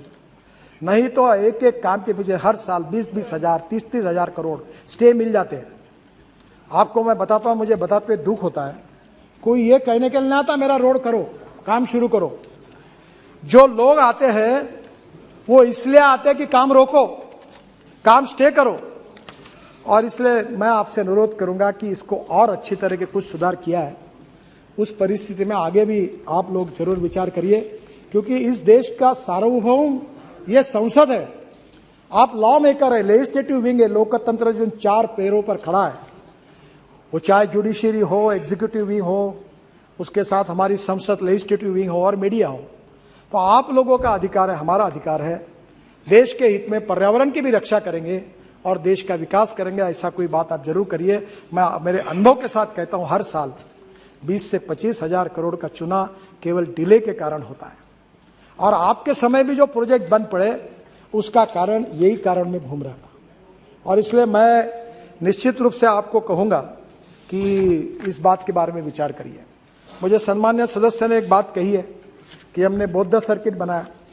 वैसे हमने दिल्ली अमृतसर कटरा रोड पर, जब हमारे आप लोग आए थे, हमारे सिंधु साहब चेयरमैन थे, वो पंजाब के हैं, मुझे कहा कि अमृतसर के बाहर से रोड जाएगा तो ये जो 4 महत्वपूर्ण गुरुद्वारा अमृतसर के अंदर है वो कैसे होंगे। मैंने बोला अंदर से रोड जाएंगे। हमने खर्चा किया, डबल बनाए, अब चारों को जोड़ दिया। और आपको ताज्जुब होगा कि पाकिस्तान में करतारपुर, जो हमारा सबसे तीर्थ स्थल है जहां इतिहास जुड़ा हुआ है, उसको हमारे लोगों ने 4.5 महीनों में वो तीरथपुर का कॉरिडोर बनाकर पूरा किया। हमारे सब सिख बंधु पाकिस्तान में जा रहे हैं। रिलीजियस टूरिज्म को बढ़ाने की हमने हर समय कोशिश की। एडवेंचर स्पोर्ट्स को, ओली, ये हमारा कारगिल के नीचे हमारा ये झोजिला, सर क्या जगह है। मैं तो अध्यक्ष महाराज आपको कहूंगा कि पार्लियामेंट का एक डेलीगेशन आप जोजिला टनल देखने के लिए आप आइए, मैं व्यवस्था करता हूं और आप जरूर देखने के लिए आइए। ये देश का, फारूक साहब तो जानते हैं वही के है, अध्यक्ष हमारा स्विट्जरलैंड से कई गुना अच्छा हमारा कश्मीर है। और वहां अगर टूरिज्म बढ़ेगा तो कश्मीर में कोई गरीबी नहीं रहेगी, कोई भूखमरी नहीं रहेगी, सब रोजगार मिल जाएगा। और आज वहां हम एडवेंचर स्पोर्ट, हमारे आइस के ऊपर के स्पोर्ट, मैंने गवर्नर से बात की है और इसीलिए हमने उसको विकसित किया है टूरिज्म को। एक बात रही है जो हमारे यहाँ विशेष रूप से जैन सर्किट की भी बात निशिकांत जी ने रखी। मैंने आज बैठकर बहुत काम किया है, पर अभी भी मुझे लगता है कि जैन समाज और आप सब लोगों के सुझाव लेकर मैं इस सदन को आश्वस्त करता हूं कि जैन सर्किट, इसको भी हम बनाकर उसको भी जोड़ने का काम करेंगे, ये विश्वास यहाँ देता हूँ। एक और अच्छी बात हुई है जिसका आप लोग फायदा लीजिए। अभी प्रधानमंत्री जी ने मेरे विभाग के पास ropeway, cable car, funicular railway दिए हैं। अभी ये जो रोड ट्रेन है ना, रोड ट्रेन है, 2 बसेस इलेक्ट्रिक केबल पे चलती है, तो उसमें एकदम टिकट सस्ता हो जाएगा। ये ट्राम जो थी आपकी कलकत्ता की, वैसी वो टायर पर चलने वाली बस है। रोपवे, केबल कार, कल मेरे यहाँ प्रेजेंटेशन है डॉफलवेयर कंपनी का, हवा में उड़ने वाली, हवा में चलने वाली, 250 लोग बैठकर उड़ने वाली बस तैयार की उन्होंने। ये देश, दुनिया बदल रही है। अब रोप के में देखो, मेरे 47 प्रोजेक्ट मंजूर किए हैं 20,000 करोड़ के, जिसमें Kedarnath, Hemkund Sahib gurdwara, Neelkanth Mahadev temple Rishikesh, Hanumangarhi temple Nainital, Trimbakeshwar temple Harihar port Nashik. बाद में 18 रोपवे है जो हिमाचल प्रदेश में, उत्तराखंड में है, जो 6,000 करोड़ के 11 प्रोजेक्ट्स है। जम्मू एंड कश्मीर, उत्तराखंड, हिमाचल प्रदेश, मणिपुर, सिक्किम, सब जगह में बना रहे। मैं आपसे अनुरोध करता हूं कि आपके शहर में भी अब पहले मेट्रो बनाते, मेट्रो की सब आग्रह करते। मेट्रो की कॉस्ट पर किलोमीटर 350 करोड़ है और मैं आपको 2 करोड़ पर किलोमीटर के मेट्रो बनाने का मार्ग बताऊंगा। ये हो सकता है और इसलिए ब्रॉड गेज पर हमने मेट्रो बनाई अभी नागपुर में, मेरे कॉन्स्टिट्यूशन में, और रेलवे मंत्री जी ने उसको बहुत समर्थन दिया है। और अब light rail transport, ropeway, cable car, funicular railway, अब पब्लिक ट्रांसपोर्ट ऑन इलेक्ट्रिसिटी हमारी जरूरत है। ये पेट्रोल डीजल की बसेस बंद करिए। मैं कश्मीर आया था, मैंने एलजी साहब को कहा कि तुम्हारी बसेस देख रहा था, हॉर्न छोड़कर सब बजता है, बिहार में ऐसी बसेस है। हॉर्न बजाने की जरूरत ही नहीं। उत्तर प्रदेश, बिहार में ऐसी, योगी जी परसों मुझे मिलने के लिए आए, मैंने कहा इलेक्ट्रिक बसेस लो। अब मुंबई में 900 इलेक्ट्रिक बस आ रही, पूना में 500 बसेस आ रही, नागपुर में 200 बसेस आ रही, इलेक्ट्रिक बस है। आपको मैं बताता हूं, अब जमाना बदल गया और इसलिए आने वाले समय में रोपवे, केबल कार, इसके लिए आप लोग प्रपोजल लेके आइए। मैं 100% भारत सरकार के पैसे से आपको ये सब बनाने के लिए मदद करूंगा, ये विश्वास देना चाहता हूं। सर, हम लोग लॉजिस्टिक पार्क बना रहे हैं। लॉजिस्टिक पार्क में करीब 35 मल्टी मॉडल लॉजिस्टिक पार्क है और मुझे लगता है अध्यक्ष महाराज, मुझे 5-1 मिनट में खत्म, बहुत सी बातें पर मैं संक्षिप्त में खत्म कर दूंगा। तो मैं आपको ये कहूंगा कि हम लोग करीब 35 मल्टी मॉडल लॉजिस्टिक पार्क बना रहे हैं। ये जोगी, कौन सा, जोगी गोपा, आसाम का, काफ़ी काम हो गया है। इसके साथ हम चेन्नई में बना रहे हैं, वर्धा में बना रहे हैं, पूना में बना रहे हैं। हमारा मॉडल बहुत सिंपल है, लैंड राज्य सरकार दे, बाकी खर्चा हम करेंगे और रोड के बाजू में लॉजिस्टिक पार्क बना देंगे, pre cooling plant, cold storage सब बना के देंगे। मैं निश्चित रूप से आपको इस बात का अनुरोध करूंगा। अब रोड के बाजू में, मैं रोड बनाने के पहले जमीन का रेट होता है 25 लाख। आजकल मुझे बहुत लोग मिलने के लिए आते हैं, बोलते हैं आप मेरे मित्रों एक काम करो। मैंने बोला क्या? बोले रोड की अलाइनमेंट बताओ कहाँ से जा रही। मैंने बोला तुमको क्या करना है? बोले तुमने अलाइनमेंट बताने के बाद मैं जमीन खरीद लूंगा। तो बोला मैं तुमको क्यों बताऊंगा? अब मैं आपको कह रहा हूं कि राज्य सरकार को कहो। मैंने अभी हरियाणा के सरकार को कहा कि गुड़गांव, नोएडा, अब ये सब पैक हो गए। मैंने बोला एक्सप्रेस हाईवे के बाजू में नया गुड़गांव बनाओ, नया नोएडा बनाओ, बिहार में, पटना में, इधर नए industrial clusters, food park, resident नए बना सकते हैं। नई मुंबई पैक हो गई, पूरी खत्म हो गई। और इसलिए आने वाले समय में रोड नेटवर्क जो ग्रीन हाईवे बना रहे हैं, उसके बाजू में logistic park, smart city, smart villages बन सकते हैं। और इसके लिए भी मैं सदन को अनुरोध करूंगा कि इसमें आइए। इसमें warehousing and storage, container yard, cold storage, packaging, custom clearance, direct connectivity to the ports, ये सब होगा और मुझे लगता है कि इसमें बहुत अच्छा फायदा होगा। कुछ सदस्यों ने पोर्ट के बारे में कहा है, ये बहुत जरूरी है। सागर माला, मैं जब शिपिंग मंत्री था तो 16 लाख करोड़ की योजना थी, 8 लाख करोड़ के काम हो गए और 800 करोड़ का सरकार का बजट था। आप बोलोगे कैसा काम हुआ? तो पैसे की कोई कमी नहीं। मैं अक्सर एक बात कहता हूं, if there is a will there is a way, if there is no will there is only survey, discussion, seminar, committee, sub committee and research group. The strong political will of our government and Prime Minister Narendra Modi ji, we are very much committed for the progress and development of this country. At any cost, we need to work hard to make Indian economy up to the world economy standard, to make India as a super economy, number 1 economy of the world. That is the dream in our mind. और यही हमारा उद्देश्य है और इसलिए ये पूरे port के रोड भी सब कनेक्ट हो रहे हैं। कल मैं JNPT के 3000 करोड़ के पोर्ट के उद्घाटन के लिए परसों जा रहा हूं। तो मुझे लगता है ग्रीन हाईवे बन रहे, पोर्ट बन रहे। मुझे समय की कमी है तो मैं ज्यादा नहीं बताऊंगा, पर आप मेरे पास आइए। हम वेस्ट साइड एम्यूनिटीज बना रहे 650, जहां हेलीकॉप्टर उतरेगा, ड्रोन उतरेगा। और महिला सदस्यों के लिए मैं सबसे अच्छी बात कहूंगा कि पूरे वर्ल्ड में हाईवे पर जाओ, महिलाओं को टॉयलेट है, महिलाओं के लिए वॉशरूम्स है। अगर छोटा बच्चा है तो उसको दूध पिलाने के लिए स्पेशल रूम है। हिंदुस्तान में एक भी जगह नहीं है। हमने ये मैंडेटरी किया और आज मुझे बताते खुशी हो रही है कि हर 40 किलोमीटर पर ट्रॉमा सेंटर बनाएंगे, कुछ ट्रॉमा बता रहा वो भी आवश्यक है। हम 650 रोड साइड एम्यूनिटीज बना रहे हैं और हर जगह पर महिलाओं के लिए स्पेशल टॉयलेट होंगे। और जो महिला अपने बच्चों को दूध पिलाना चाहती होगी वो रूम में अंदर जाकर AC में बैठकर वहां दूध पिला सकेगी। इसकी अरेंजमेंट भी की है और 1 साल में अंदर ये पूरे होंगे। इसमें फ्यूएल स्टेशन होगा, EV चार्जिंग स्टेशन होगा, रेस्ट रूम होंगे, बेबी केयर सेंटर्स होंगे, डॉर्मेट्री, ट्रक ड्राइवर्स होंगे, कन्वेंशन सेंटर, ट्रॉमा सेंटर भी होंगे। और इतना ही नहीं, तो ऑर्गन डोनेशन के लिए हेलीकॉप्टर एम्बुलेंस आएगी, एक्सीडेंट में जो जख्मी हुए उनको लेके जाएगी और 6 घंटे के अंदर उनका अगर वो बेचारे अगर जिंदा नहीं रह सके तो उनके आंखें, उनका हार्ट, उनका लीवर सब ऐसे लोगों को दिए जाएंगे, उनको नया जीवन मिलेगा। इसकी भी व्यवस्था की है, ये भी करेंगे। ऑलरेडी कुछ जगह चालू भी हुआ है। ड्रोन भी आएंगे आने वाले समय में। दिल्ली से आपका सामान ड्रोन में आएगा और उड़ते उड़ते जाएगा और आपके पास पहुंच जाएगा। हाँ, बहुत सपना दिखा रहे हैं, देख भी रहे हैं।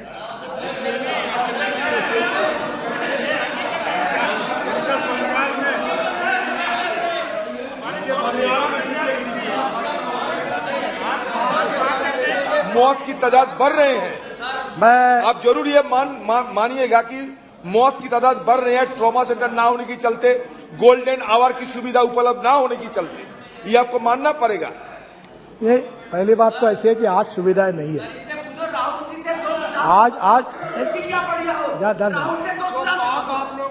आज पहली बात ऐसी है कि आपका सुझाव बिल्कुल बराबर है। आज पर्याप्त सुविधाएं नहीं है, इसमें कोई गलत नहीं है। पर मैं आपको एक बात विश्वास के साथ बताता हूँ, ये महाराष्ट्र के जितने एमपीज बैठे हैं ना, मैं पिछले 40 साल से राजनीति में हूँ और मैं ब्लंट भी हूँ।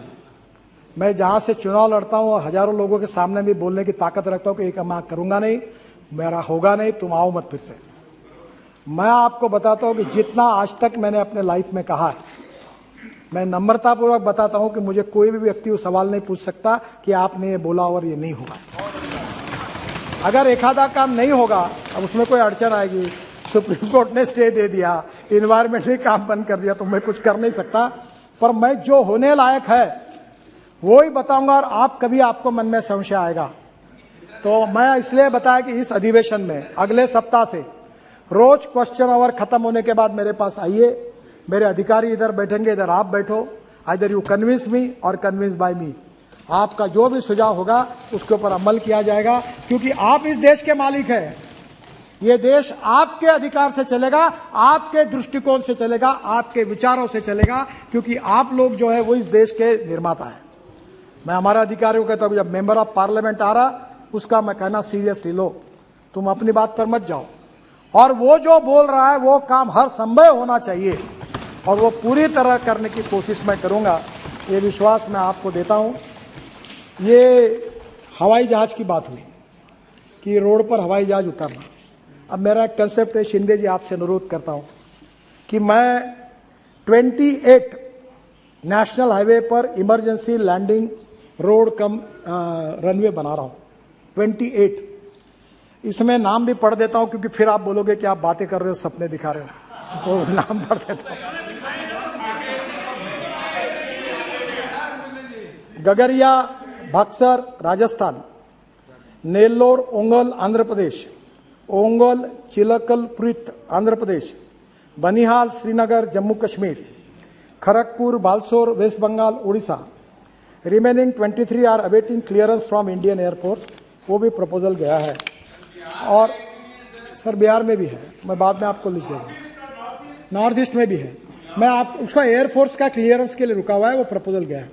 मैं आपको इतना ही बात कहूँगा कि मेरे ये जो एयर स्ट्रिप बनी है वहाँ 300 मील एयरपोर्ट नहीं है। राजस्थान में हम गए थे बागमेर में, तो मेरा आपसे अनुरोध है कि एक छोटा सा एक 2 विमानों के लिए एक छोटा एयरपोर्ट बनाओ आप। जब विमान उतरेगा तो रेलवे फाटक जैसा बंद होता है वैसा रोड ट्रैफिक बंद हो जाएगा, विमान उतर के एयरपोर्ट चला जाएगा। एयर स्ट्रिप मैंने फुकट में बना दिया आपको एक 3-4 करोड़ का एयरपोर्ट बना लो, लगे तो लाइट भी लगा दो उसमें, नाइट लैंडिंग में हो जाएगा, मैं अनुमति दे दूंगा। और मेरा कैपिटल जो है कुछ नहीं, 0 है, मैंने आपके लिए बना के दिया, रोड कम है वो। और जब वो प्लेन उड़ने के लिए आएगा तो फिर रोड ट्रैफिक बंद करो, आएगा उड़ जाएगा, फिर रोड चालू हो जाएगा। अब दिन में 2-3 जाते हैं। अभी ये बागमेर गया था, बारमेर, जहाँ से पाकिस्तान दिखता था, वहाँ 300 किलोमीटर एयरपोर्ट नहीं है। आप उड़ान स्कीम में छोटे छोटे प्लेन लगा दो, चालू कर दो, तो इन लोगों का फायदा हो सकता है। और हमारी जगह आपको free of charge without any royalty आपको देने के लिए हम तैयार हैं। अगर ये होगा तो आप जरूर करिए, ये सब जगह हो रहा है। सर हमने काफ़ी नई टेक्नोलॉजी लाई है और टेक्नोलॉजी का उपयोग करेंगे, मैं उस पर जाता नहीं। इलेक्ट्रॉनिक टोल का 97% कलेक्शन हो गया है। अब मैं GPS सिस्टम लाना चाहता हूँ, टोल ही नहीं रहेंगे। अब टोल नहीं रहेंगे तो कुछ अखबार वाले लिख देते कि टोल खत्म होगा, टोल नहीं खत्म होगा। If you want good services you have to pay for it. मुझे लोग पूछते टोल कब माफ करोगे? मैंने बोला तुम यहाँ 5 स्टार होटल में कार्यक्रम करते हो तो क्या फुकट में मिला क्या आपको? अगर फुकट में करना था तो रामलीला मैदान पे बैठना था। जब यहाँ बुलाते हो तो पैसा देना पड़ेगा। तो अभी जीपीएस सिस्टम है और आपके गाड़ी में जीपीएस लगा देंगे, अब मैंडेटरी कर दिया, और वहां से रिकॉर्ड होगा आपने कहां से एंट्री की, कहां से निकले, और आपके बैंक अकाउंट से पैसा जाए, कोई आपको अड़ाएगा नहीं, कुछ नहीं। तो उसको भी लाने की कोशिश कर रहे हैं।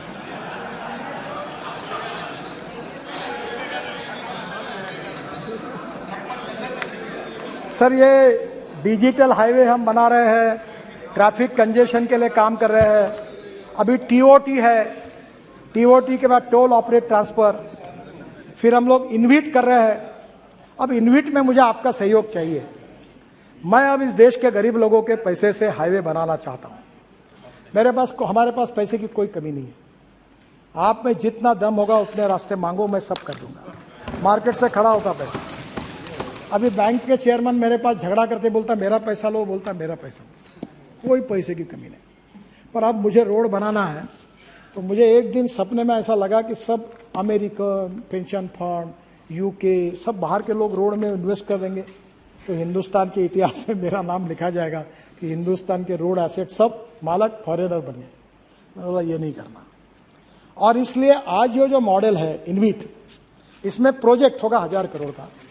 तो हम लोग जाएंगे जैसे स्टॉक एक्सचेंज में, और यहाँ के चपरासी, कांस्टेबल, कर्मचारी, सरकारी अधिकारी, गरीब लोग, किसान, मैं उनको कहूंगा एनएचआई के बॉन्ड में पैसे डालो, मिनिमम 7% रिटर्न मैं आपको दूंगा, 7%। अब बैंक में आपको कहाँ मिलता है फिक्स डिपॉजिट पे ब्याज? हर महीने में आपके अकाउंट में मिल जाएगा। AAA रेटिंग है, वर्ल्ड का है। और इसलिए अब इस देश के गरीब लोगों का पैसा रोड में लेना चाहिए, ये हमारा प्रयास है। सेबी का अप्रूवल नहीं मिला है। अगर सेबी अप्रूवल दे देगी तो हिंदुस्तान के गरीब लोगों के पैसे से रोड बनेंगे और 7% रिटर्न उनको मिलेगा, ताकि वो भी पेंशनर्स, सीनियर सिटीजन, आप भी जब यहाँ से रिटायर्ड हो जाएंगे तो सभी एमपी नहीं बनते।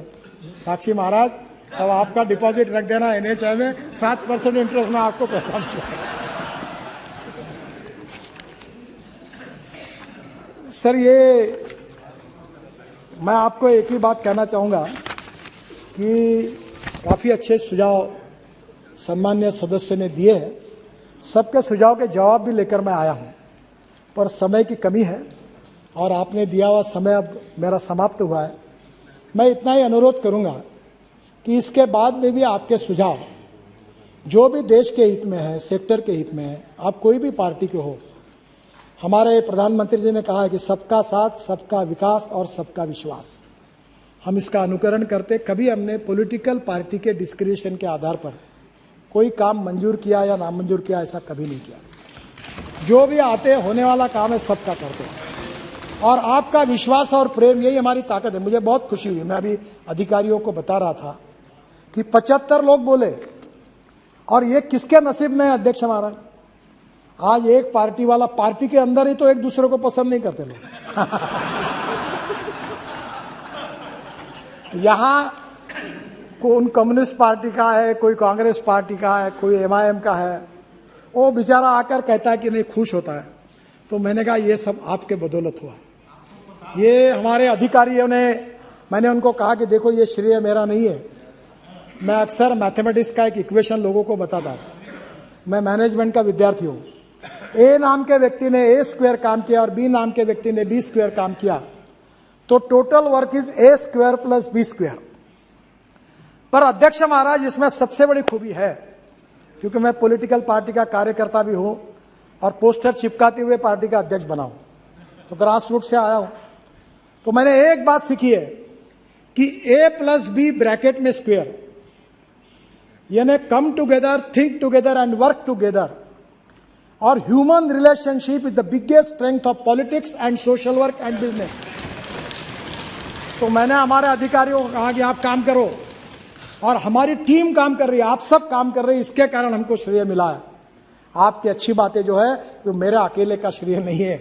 That credit goes two thousands of engineers and officers, day and night उन्होंने काम किया, उनको ही उतना ही श्रेय है। और इसलिए ये जो टीम वर्क है उसके लिए ये हमको सफलता मिली है। प्रधानमंत्री जी का यशस्वी मार्गदर्शन है। वित्त मंत्री जी ने हमको बहुत बजट बढ़ा कर दिया है और हमको बढ़ाने के कारण हमें पैसे की कोई अड़चन भी नहीं है। तो स्वाभाविक रूप से हम इस देश को, जैसे मैंने पहले कहा था कि 24 दिसंबर के पहले हिंदुस्तान का रोड इंफ्रास्ट्रक्चर अमेरिका के बराबर होगा, यही हमारा प्रयास होगा। और ये करते समय आपके जो भी सुझाव होंगे, आपकी कहीं अगर टीका भी होगी, क्रिटिसिज्म भी होगा, तो भी उसका स्वागत करते हुए, उससे सीखते हुए हम आगे जाएंगे। मैं आप सबको बहुत बहुत धन्यवाद देता हूं और नम्रतापूर्वक अनुरोध करता हूं कि मेरे डिपार्टमेंट की ये जो मांगे हैं उसको आप पूरी तरह सपोर्ट करिए और उसका समर्थन करिए। और फिर भी कोई बात होगी तो मेरे चेंबर में आपका दरवाजा ओपन है, आप कभी भी आइए। आपका काम करने का हर समय हम प्रयास करेंगे। इसी विश्वास के साथ आपको बहुत बहुत धन्यवाद देते हुए मैं अपनी बात को समाप्त करता हूं। नमस्कार। N.K. Premchandran. Thank you very much, Speaker, sir. Sir, it is a wonderful performance by the Honorable Minister Sri Nitin Gadkari ji. We all extend our appreciation and congratulations to you for having the wonderful performance of the Ministry of Road Transport and Highways. Sir, but one suggestion I would like to present before you for and on behalf of the members of Parliament regarding the Central Road Fund. Sir, it is one of the privileges which is available to the members of Parliament so as to select the roads in the particular constituencies. It was the precedent. But unfortunately, nowadays it is not being followed as which was in the previous years. So our humble suggestion is high priority be given to the members of Parliament for selecting the roads under CRF. This is one of the sir, this is one of the rarest of the rare privileges available to the members of Parliament on CRF. Central Road Fund, I am talking on the Central Road Fund. So kindly give due preference and priority should be given to the members of Parliament in the selection of the roads. This is the humble suggestion which I would like to make. Sir, Speaker, sir, I have given notices. I have already moved cut motions numbers 13 to 22. Sir, it is not proper on my part to move cut motions when a minister is performing in such a way. So I seek the leave of the House to withdraw all the cut motions in my name. Thank you very much, sir. Hanuman Beniwal ji, cut motion पे कटौती प्रस्ताव दिया आपने। हाँ, और आधा minute धन्यवाद भी देता हूं। आपने क्या दिया ये भी पता है ना आपको? अध्यक्ष महोदय, मंत्री जी ने जवाब दिया। वास्तव में सबकी बात भी रखी और जो CRIF की हम CRIF ही कह रहा हूँ यार, CRIF एक मिनट अरे नहीं है CRF, ऐसे कैसे IF है? पहले आप दुरुस्त हो जाओ एक बार, CRIF ही है। आपको जानकारी नहीं है, खड़े हो रहे हो ना पीछे से, ऐसे खड़े मत हुआ करो बिना उसके, यूं उछल रहे हो बिना बात। पढ़ के आते हैं भैया पूरी तैयारी के साथ, ठीक है ना। मंत्री जी को भी धन्यवाद दूंगा और इस बात का भी धन्यवाद कि आपने हमारे कहने से घोषणाएं भी करी। मंत्री जी, एक तो आपको याद दिलाना चाहूंगा कि आपने कोरोना काल के अंदर जो VC के माध्यम से लोकार्पण किए थे, तो वो 2 साल से अभी भी अटकी हुई है। कहाँ अटकी हुई वो आप जानो। आप कहते हो मेरा एक काम भी बाकी हो, तो 2 तो मैं गिना दूं मेरे नागौर के जो बाकी थे। दूसरा हमारा निवेदन ये था कि राजस्थान में भी नेशनल हाईवे पर निर्माण से ज्यादा लागत टोल के माध्यम से वसूली जा चुकी है, तो ऐसे मामले में तो फिर टोल खत्म होना चाहिए ना वहां पे। और मैं तो एक मांग ये भी करूंगा अध्यक्ष महोदय, क्योंकि मेरी पार्टी का एजेंडा है स्टेट के अंदर टोल मुक्त राजस्थान, टोल मुक्त भारत की बात हमने करी थी, उसमें भी आपको धन्यवाद और सांसदों का विशेष रूप से ध्यान रखें मंत्री जी। और मैंने जो कटौती प्रस्ताव दिए थे वो मैं वापस लेना चाहता हूं अध्यक्ष महोदय। Komati Reddy ji. Thank you speaker sir. मैं आपके द्वारा ऑनरेबल मिनिस्टर साहब को बहुत बहुत शुक्रिया अदा करता हूं। कभी भी जाओ मिनिस्टर साहब पूछे तो अपॉइंटमेंट आधा घंटे में मिल जाएंगे, काम बन जाएंगे। On behalf of the house क्या बोलते बड़े आदमी हैं उसका, ऐसा सब मंत्रियों को रिक्वेस्ट है, पार्टी को नहीं देखना, कोई मेंबर ऑफ पार्लियामेंट आए तो ऐसे रिसीव करके काम करे तो बहुत अच्छा रहता बोल के मैं सबको मिनिस्टर्स को रिक्वेस्ट करते हुए, मेरा एक बहुत समस्या रोड्स भी क्लियर करें साहब। कल बात करना था, मैं आउट ऑफ स्टेशन थे, कल नहीं बात करें। मेरा बहुत काम हुआ था, मेरा पार्लियामेंट और तेलंगाना के एरिया में बहुत फंड दिया। एक ही रिक्वेस्ट है साहब, बड़ा रिस्क का फैक्टर है साहब। एक्सीडेंट्स में कल 2 दिन पहले ऑल इंडिया क्राइम रिकॉर्ड वो इश्यू करे साहब। एक्सीडेंट में हाईएस्ट डेथ्स है फ्रॉम तेलंगाना स्टेट, वो भी हैदराबाद से विजयवाड़ा को जीएमआर टोल रोड पे ज्यादा एक्सीडेंट मर रहा बोल के क्राइम रिकॉर्ड में दिया। वो जीएमआर वाला 2022 अप्रैल में एक्चुअली 4 लेन थे 6 लेन करने का था, मगर उन्होंने क्या बोल रहे, वो आर्बिट्रेशन जाके नहीं करते। ओके ओके नहीं सर साहब, एक मिनट सर, डेथ का इश्यू है साहब। अच्छा साहब, मिनिस्टर साहब अच्छा मिनिस्टर है, बहुत रेस्पॉन्सिबल मिनिस्टर है। मैं एक ही रिक्वेस्ट है, क्या करते मिनिस्टर साहब को? एक मिनट एक साथ दे देना आप। सर, मेरी उनसे बात हुई है, मैंने उनको बुलाया था, मीटिंग हो गई है और मैंने उनको जो कहना है वो भी कॉन्ट्रैक्टर को कहा है। ओके। मामला हाईकोर्ट सुप्रीम कोर्ट तक गया, कोई अड़चने आ रही है, पर उनको कहा अगले इस समय मुझे इस सप्ताह टाइम नहीं, ठीक है, अगले सोमवार मंगलवार निर्णय करके सॉल्व करें। Sir Dinna ji please. Okay no. Thank you for giving me the opportunity. I must thank the Honorable Minister for Transport for laying such a good bridges and everything in Goa. So we appreciate, and especially when you come for the inauguration, don't forget to call me for the cup of coffee on the top of the bridge. Very good. One thing I want to request. The stretch from Benauli to Sarauli on NDA 66, people are requesting for steels because either side there are fields. And what will happen if you put pipes? During rainy season, our rain is so much. As the water passes, all the agriculture on the other side will be totally washed out. Okay. Farooq, So please, I would like to bring to your notice, bring it on the steels so that people after construction, they don't block the roads here. Please, Honorable Minister. Sir, first of all, thank you for giving me this privilege of request. भाई ठीक कर लो। I'm very grateful to you, sir. Your ministry has done an excellent job in my state. And there's no doubt that our roads are getting better. But I have 2 requests only, sir. One is, which I have already made to you, that the tunnel you are making to connect the Dujila tunnel, kindly have 2, tubes. Otherwise, what we have seen in the Nasri tunnel, we have seen this thing that there have been accidents because there's only 1 tunnel. So one is that. Second request I have, sir, that in all the projects that you're holding there, we have labor there, poor people who want to work. I have requested you before also, sir. Please give employment to those poor people in those jobs so that they can also benefit while the tunnel and the projects are being done. Thank you, sir. माननीय सदस्यगण, सड़क और परिवहन राजमार्ग मंत्रालय पर चर्चा 4 घंटे की चर्चा रखी गई थी। इस पर 11 घंटे से ज्यादा चर्चा हुई है और 76 माननीय सदस्य बोले हैं और 40 माननीय सदस्यों ने अपने चर्चा को, अपने भाषण को सदन की टेबल पर ले किया है। 116 माननीय सदस्यों ने इस चर्चा पे भाग लिया है, जो मैं सोचता हूं कि अनुदानों की मांगों पर सबसे ज्यादा सदस्यों का बोलने का मौका इस सदन में मिला है और सबसे ज्यादा देर तक चर्चा इस मौके पर मिला है। प्रश्न है कि कटौती प्रस्ताव को वापस लेने की अनुमति प्रदान की जाए। जो सदस्य इसके पक्ष में हाँ कहें, जो सदस्य विरोध में ना कहें। मेरे विचार में निर्णय हाँ वालों के पक्ष में अनुमति प्रदान की जाती है। दोनों माननीय सदस्य अपने कटौती प्रस्ताव वापस ले सकते हैं।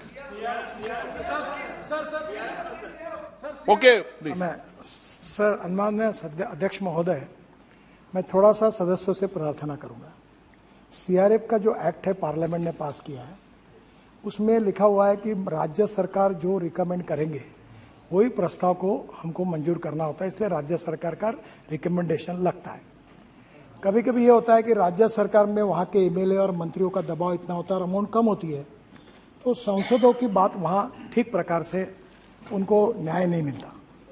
ये बात सच है और इसलिए मैंने फाइनेंस मिनिस्टर को ऐसा एक सुझाव दिया है, लिखा है उनको कि 50% काम जो होंगे वो संसद के रिकमेंडेशन से, जो स्टेट के होंगे, और 50% काम राज्य सरकार के रिकमेंडेशन से स्टेट में ही करना है। ऐसा अगर किया तो सांसदों को न्याय मिलेगा।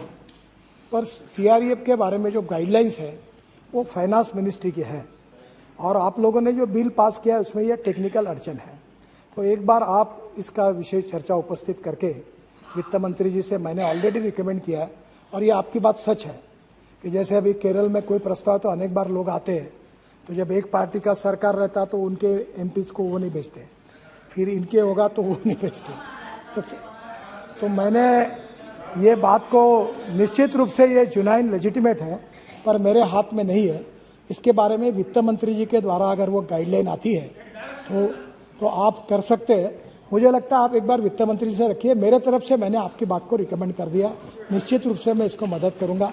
और ये जो 1600 करोड़ का कार्यक्रम बना रहा हूँ सेतु भारतम में, उसमें आपके फ्लाईओवर्स, आरओबी और आरओबी जो भी होंगे, आप मुझे लिस्ट दीजिए, मैं राज्य सरकार को बोलूंगा ये मान्य करो। तो अनेक बार मैं ऐसा करता हूँ कि सांसदों के काम नहीं आएंगे तो मैं आपको मान्य नहीं करूंगा और मैं उसमें से डाल देता हूँ।